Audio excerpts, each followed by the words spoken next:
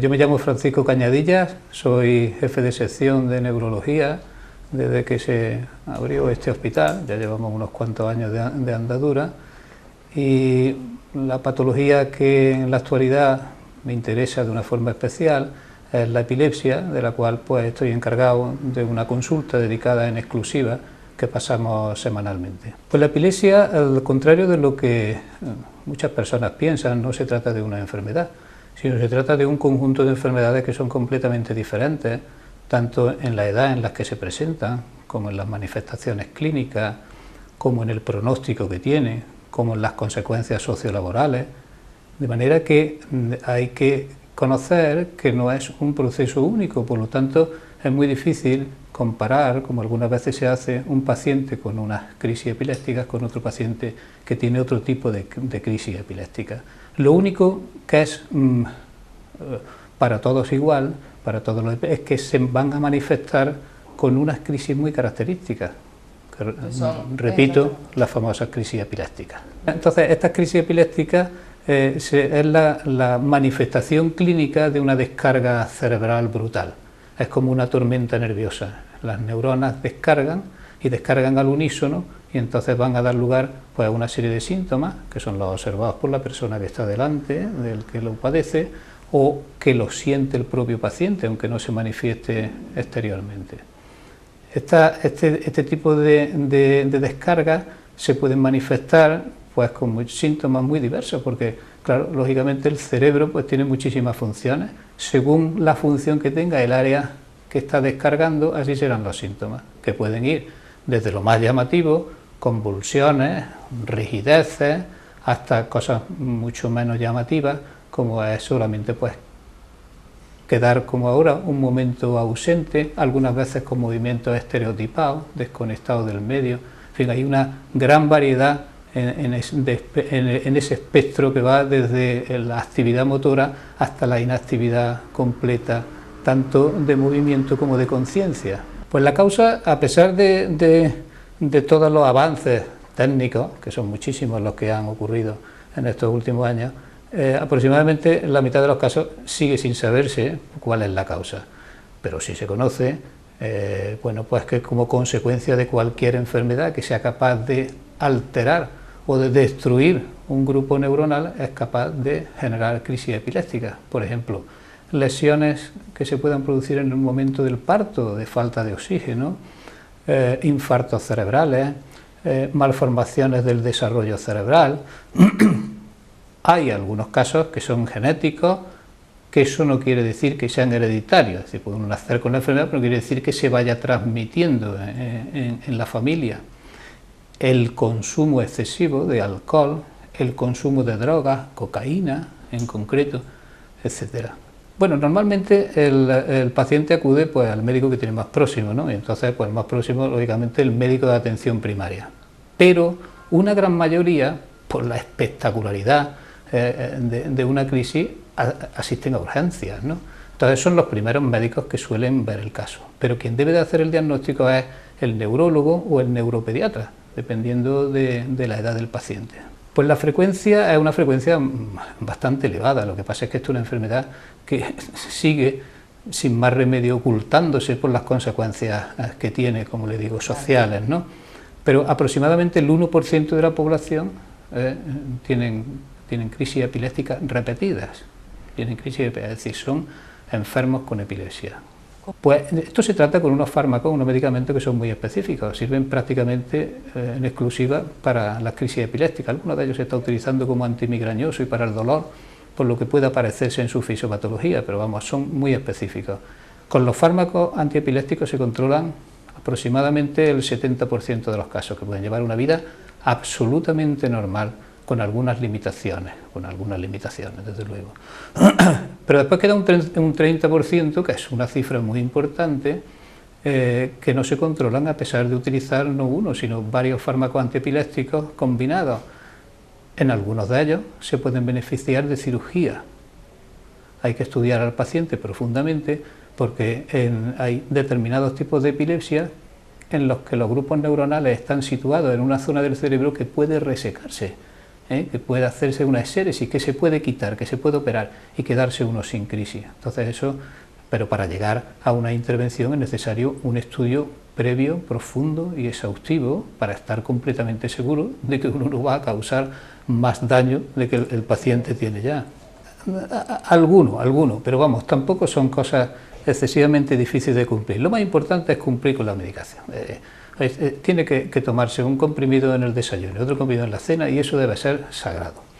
Y eso debe ser tan sagrado como para tenerlo en cuenta cada vez que uno vaya, por ejemplo, a salir de viaje.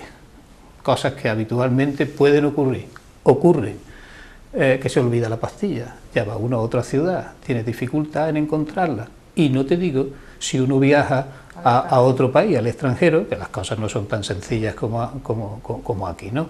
Entonces, cuando uno viaja, yo siempre aconsejo que lleven su medicamento, que lleve siempre medicamento suficiente para no quedarse sin él, que lo lleve en su bolso de mano si va en avión, por si se pierde la maleta, y que no deje de cumplir los horarios que tiene prescritos. Entonces, primero, cumplir con la medicación. Segundo, se conoce que algunos, sobre todo algunos tipos de epilepsia, las que se conocen como generalizadas idiopáticas, que además empiezan en personas jóvenes, en los momentos en los que uno lleva, digamos, una vida un poquito más desordenada, ¿no?, en las que tienen que prescindir, pues, de bebidas alcohólicas. Los tipos de epilepsia deben de beber. Y de bebidas con alta concentración de cafeína, tipo Red Bull. Eso deben de prescindir. Y otra cosa que también es muy importante es que tengan unas horas de sueño seguidas. Es decir, si se acuestan tarde porque salen, pues después se levantan tarde. Pero que hagan un sueño continuado, no me hagan un sueño fraccionado, de que me levanto y después dormiré la siesta. Tienen que dormir sus 7 o 8 horas. Cumpliendo con eso, normalmente todo va perfectamente bien. A pesar de todo y a pesar de los grandes esfuerzos que han hecho las asociaciones, las asociaciones de pacientes y de familiares, y las asociaciones de las ligas internacionales contra la epilepsia, todavía la sociedad no entiende bien, no considera al enfermo epiléptico como puede considerar al enfermo migrañoso o al enfermo ulceroso, no lo considera. Se siente un cierto temor ante. Se ha considerado durante muchísimo tiempo poco más o menos que era una enfermedad mental, lo cual es absolutamente falso. Y el problema, pues, se agudiza mucho más a la hora de encontrar un puesto de trabajo. En el momento en el que esa persona dice lo que le pasa y que tiene que tomar una medicación, se le cierran las puertas a cal y canto. Y ya difíciles están las cosas hoy en día, como para además añadir esta cuestión, ¿no? De manera que entonces es necesario un gran esfuerzo por parte de todos para que la sociedad comprenda que es una persona absolutamente normal, que puede llevar una vida absolutamente normal y que puede trabajar y rendir probablemente mejor que cualquier otra por el interés que tiene, probablemente. Y después, en los casos en los que pues las crisis son frecuentes, no están controladas, hombre, hay que buscarle un trabajo protegido. Lo que no se puede es abandonar a la persona y destruirle su autoestima. La calidad de vida de un paciente epiléptico es una de las peores calidades de vida, es peor que la de un diabético, peor que la de un enfermo coronario, por una razón además muy importante, y es la imprevisibilidad de las crisis. Tú no sabes cuándo te puede ocurrir, y eso te genera un estado de ansiedad mantenida, ¿no? Entonces su calidad de vida está muy deteriorada. Si uno se encuentra con una persona que está con una crisis epiléptica, sobre todo una crisis epiléptica en la que hay una actividad motora, en la que hay convulsiones, pues lo primero que tiene, que es lo más difícil, es mantener la calma. Hay que avisar a un servicio sanitario, al 061, sobre todo si la crisis se prolonga o es una primera crisis, el enfermo no se conoce que fuera epiléptico, o bien se han producido heridas como consecuencia de la caída. Hay que avisar al servicio sanitario que con más rapidez acuda allí. En segundo lugar, hombre, hay que procurar que el enfermo en esas crisis no se esté haciendo daño contra una superficie dura, colocar, pues bueno, ropa, una almohada, en fin, lo que tenga uno a mano para evitar eso. Tercero, no introducir en la boca nada. no introducir ni objetos metálicos que le van a destrozar la dentadura para nada, ni objetos que puedan romperse y después provocar un problema de dificultad respiratoria o de obstrucción de las vías aéreas, y no introducir los dedos, los puede perder, la fuerza de la mandíbula es enorme, ¿eh? Entonces lo que hay es que girarlo, colocarlo de lado, por si tiene secreciones, esas secreciones o vómitos, pues no le obstruyan y pueda seguir respirando, desabrocharle la camisa y esperar, no sujetarlo, porque sujetándolo tampoco consigue uno nada, solamente evitar que se haga daño si hay algún objeto puntiagudo o alguna cosa. Y después esperarse hasta que termine, hasta que llegue el servicio sanitario. La mayor parte de las veces, cuando recuperan la conciencia, están confusos, no saben qué ha ocurrido, y entonces pues lo que conviene es, con tranquilidad, pues en fin, controlar un poco sus actos en ese momento. Y eso es lo que nosotros debemos de hacer, no debemos hacer otras cosas. Eso es muy importante. Hoy en día la verdad es que esto ya se presenta menos, ¿no? Porque la mayor parte de los embarazos se programan. Entonces, en una paciente que está en tratamiento con fármacos antiepilépticos, es necesario que siga tomando esos fármacos antiepilépticos porque sigue teniendo epilepsia durante el embarazo. Es necesario seguir con ellos. Ahora, lo que sí se hace es una programación, se disminuyen siempre que sea posible las dosis del medicamento para que pueda afectar lo menos posible, lo que queremos que no afecte nada, al desarrollo del feto, ¿no? De manera que programarlo siempre y tomar por alguna medicación protectora como el ácido fólico, que parece que tiene alguna eficacia, ¿no? Si es un no programado, si es un embarazo no deseado, no debe nunca de suspender la medicación, porque suspender la medicación puede hacer que esa persona entre en una situación de una crisis epiléptica continua, que eso es muy grave, eso tiene una mortalidad muy alta, que se llama estatus epiléptico. De manera que nunca se debe de seguir los consejos, que yo sé que algunas veces se dan, de suspende la medicación que le va a hacer daño al niño, porque de esa manera le hará al niño y a la madre.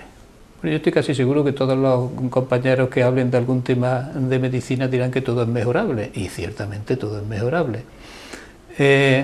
Hombre, funcionar funciona en el sentido de que nosotros pues llevamos una consulta y creo que bueno que estamos viendo cada vez más pacientes, cada vez su seguimiento se va llevando mejor y todo esto. Nos faltan cosas que son muy importantes. Hoy en día nos falta algo que es muy importante, que es que funcione un método diagnóstico hoy en día básico, que es el vídeo EEG, la videoencefalografía. Eso consiste en que al paciente se le está grabando lo que le está ocurriendo y a la vez se está registrando su actividad cerebral, con lo cual pues podemos hacer un diagnóstico de absoluta seguridad, no solo de que es una crisis epiléptica lo que tiene, sino una crisis nerviosa, que es uno de los puntos en los que se plantea un diagnóstico diferencial más difíciles, además de poder saber por lo que a uno le cuentan, se demuestra, Y con el vídeo EEG además nosotros sabemos desde qué área cerebral se está produciendo esa descarga, con lo cual localizamos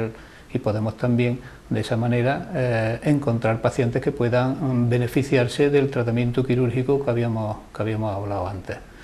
Hombre, todos los neurólogos están más que capacitados para ver pacientes epilépticos, eso también es fuerte. Yo solo en la consulta no puedo ver todos los enfermos epilépticos que hay en la provincia de Córdoba, que superan los 8.000, ¿no? De manera que si no se ve en la consulta de epilepsia, ellos están perfectamente diagnosticados y perfectamente. Pues yo en mi hospital me gustaría contar con un vídeo EEG y en segundo lugar me gustaría con que se reactivara pues un proyecto que tenemos de que se pueda hacer cirugía de la epilepsia, porque los neurocirujanos, nuestros compañeros, están más que formados para poder hacer tratamientos de epilepsia quirúrgicos. En principio depende de, como decía, del tipo de epilepsia. O sea, hay epilepsias que ellas espontáneamente, cuando llegan a la pubertad, empiezan en la niñez y espontáneamente cuando llegan a la pubertad van a desaparecer. Entonces realmente se curan solas. Hay otras en las que uno mantiene el tratamiento entre 3 y 5 años, si no se presentan crisis ni en los controles de electroencefalografía signos de que haya alguna irritabilidad cerebral, pues se les puede ir retirando el tratamiento. Sin embargo, existen algunos tipos de epilepsia, como la generalizada idiopática, que necesita tratarse desde la juventud hasta que se tienen alrededor hasta la cuarta, quinta década de la vida.